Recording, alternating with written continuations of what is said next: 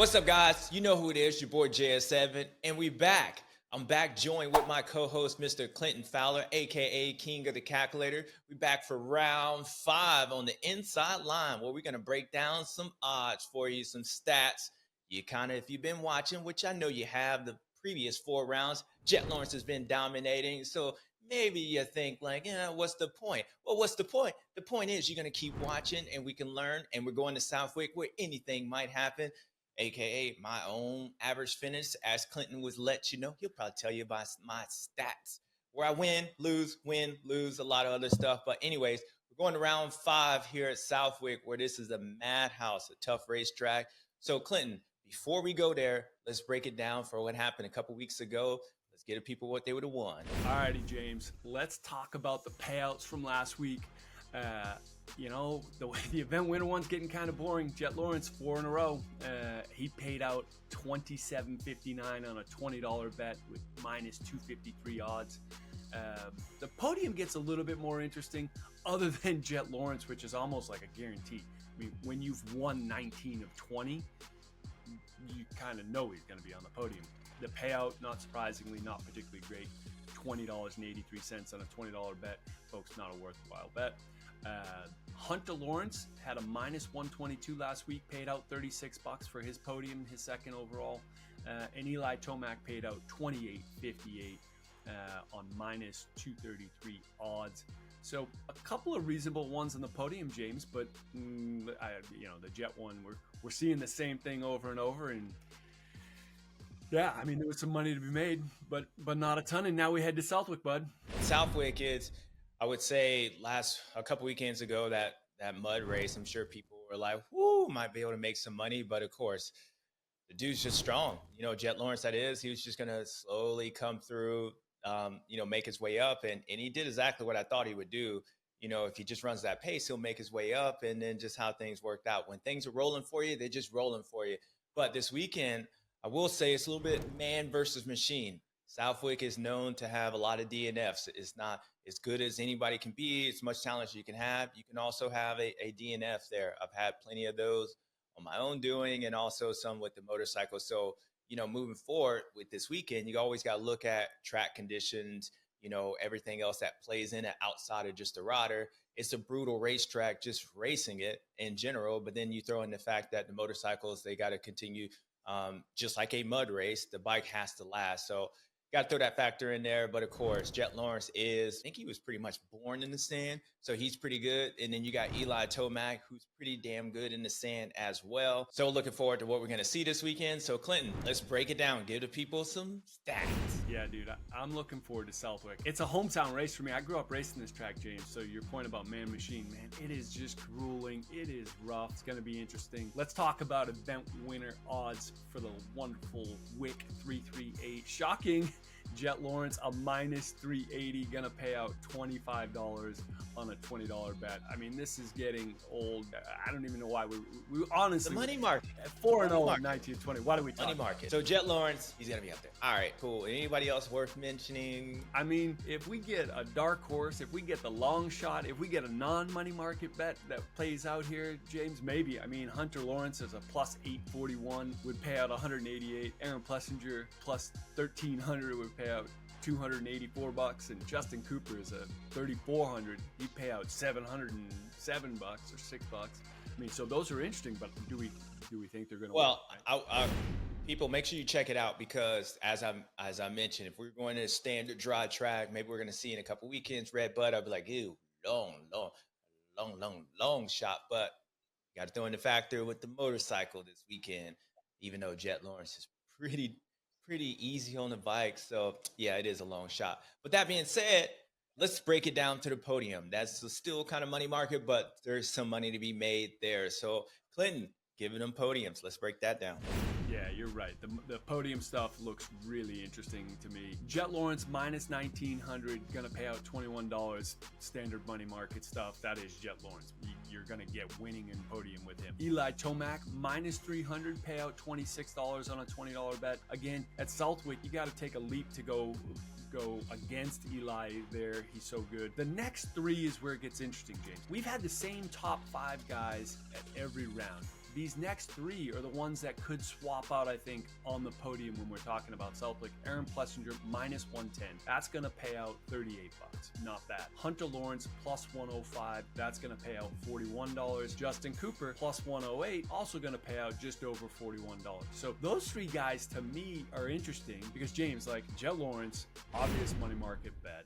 You kind of know he's going to be on a podium if he's not winning. Eli Tomac, we're going to Southwick. The Beast Mode, it's his second best venue behind Washougal. He's only been off a one moto podium. Like we're going to see him on the podium. So I think those two you could say are locked in. But what do you see on these other three guys, James? Yeah, I think it is a toss up between AP, Aaron Plessinger, Hunter Lawrence, and then Justin Cooper. You know, I think with this one, you probably got to lean towards Hunter Lawrence. You know, how he rode at High Point, the bike looked better. You know, he's really good in the sand, really good technique. You know, you go back a few years ago when he was in the lights class, you know, he had that DNF, but came back and responded pretty good. Actually, no, I think he might have had a rough day. You know, he got a bad start, but nonetheless, he's a great sand rodder, just like his brother. So when I'm looking at those three, Justin Cooper, you know, just like Hunter Lawrence, very technical, you know, should be pretty good. Aaron Plessinger obviously has been, but I think I'm gonna lean towards Hunter Lawrence just because of, you know, the momentum, you know, at the almost getting a race victory at High Point and then being, you know, a couple laps or a lightning strike away from having his own overall. You know, you think you got to start rolling with some momentum. Plus, knowing how good his brother is, I'm sure they've been practicing in the heat. I'm going to lean towards Hunter Lawrence and the Honda here. Aaron Plessinger. That being said, AP could have it. Justin Cooper, maybe even, I got a feeling that if you're going to see the emergence of Jorge Prada, I think it'll be this weekend. Now, I'm not holding a lot of faith. You know, there's a lot of things going on, but I believe in Jorge with the silent J. Otherwise, I'm going to start calling him George if he doesn't figure it out. He might come back in and, you know, maybe shine up. But it's going to be hard to knock those three off the podium.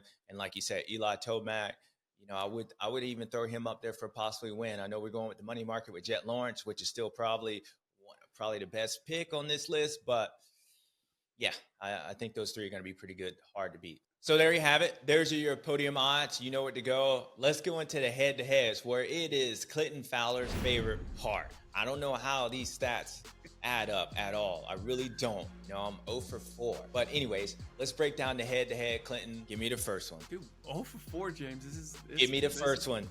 Give me the first one. Alrighty, here we go. The breakdown of head-to-head odds. Eli Tomac versus Jet Lawrence. This one, no surprise, it's been consistent all year. Minus 400 for Jet, a plus 270 for Eli. Maybe we come back and talk about this one, James, because, man, plus 270 and $74 payout for Eli. That's an interesting bet when we go to a place like Southwick. The next one, Aaron Plessinger versus Hunter Lawrence. We were just talking about this in Podium. This is a really interesting one. They got it exactly. It's like perfectly head-to-head here. You got a minus 128 for Hunter, a minus 104 for Aaron. The payouts are pretty close. Like, that one's compelling if you're looking one way or the other. Cooper Webb versus Justin Cooper. Cooper Webb paying out plus 227 at $65. Justin Cooper, a minus 324, paying out $26. So pretty, I mean, long shot.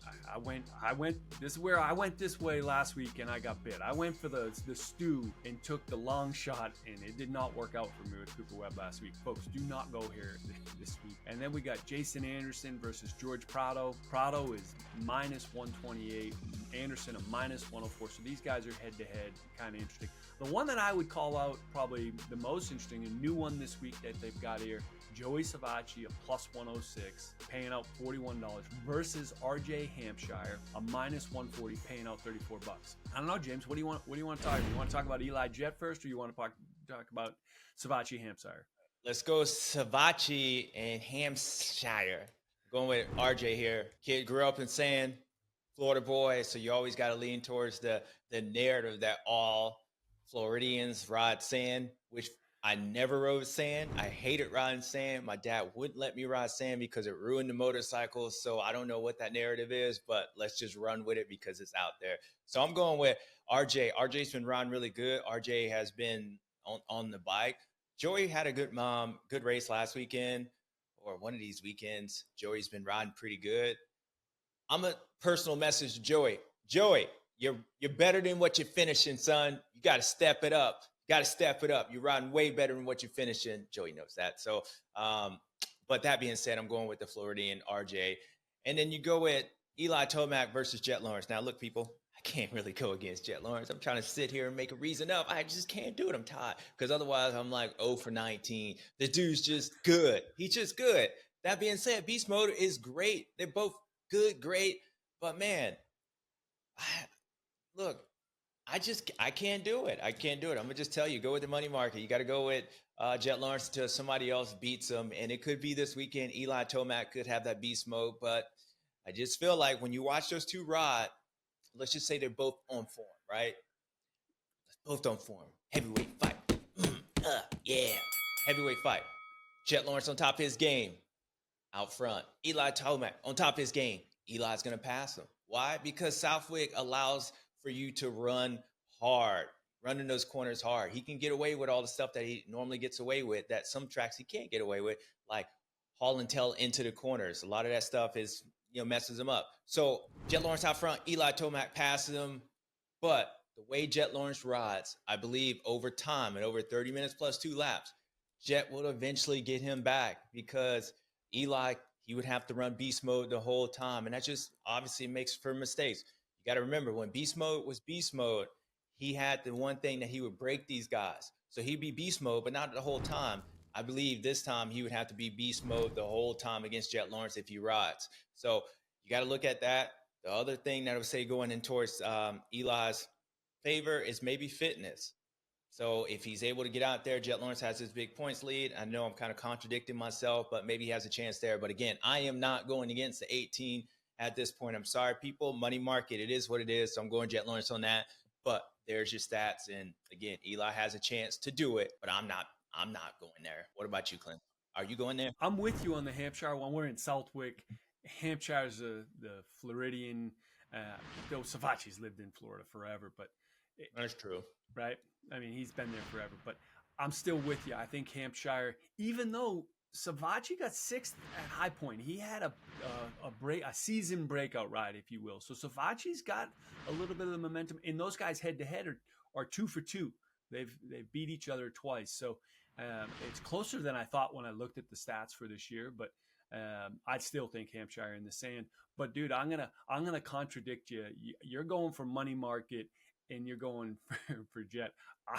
I'm going long. I'm going Stu here. I'm going for Eli Tomac. We're going to the Wick 338, the sand of Southwick, his second best venue. He has been on the podium 11 of 12 times in his career there. I mean, this is Keith Johnson's, owner's track. I mean, this is where Eli's beast mode. I hope we get beast mode in both motos. I hope we see Eli get that 33rd overall win. So I'm going Eli. No, I'm with you. He just need to keep that clutch unfried. If he can do that, he has a chance. And I don't even think it's a long shot. It's not. It's a long shot. It's not a long shot. I mean, technically, he's only, he's beat Jet Lawrence once this year, So, where you look over history and you think Jet Lawrence has won everything, which he kind of has, but he hasn't been against Eli Tomac. So Eli, I still believe he has the belief that he can believe it. And I still believe he can do it. It's just until he does it, I'm just going with the money market. So no disrespect. It is not a long shot. It's not our Cooper Webb, Justin Cooper bet. Eli Tomac can definitely come out here with a W. But look, I'm just going with Jet Lawrence. So just my opinion. So. But you're going money market. I'm just going money market, man. I got to keep it's first of the month coming up. Yeah, I need to keep the lights on. Jet, let's keep the lights on. So help me out, son. All right, people. Well, there you go. There's your odds for this weekend. And again, they always change. But Clinton, you can go ahead and do all that stats. Just let the people know what they need to know. Yeah, I think, you know what? We just quoted a boatload of odds. You got to make sure you check your local books. As you guys start to make the odds, the sports books are going to change those. So go check out your local sports book, see what's happening, see where the latest odds are, and hopefully what we've shared is helpful for you. Yes, sir. All right, people. That's it for the Inside Line. We will see you next week for round 6. Good luck.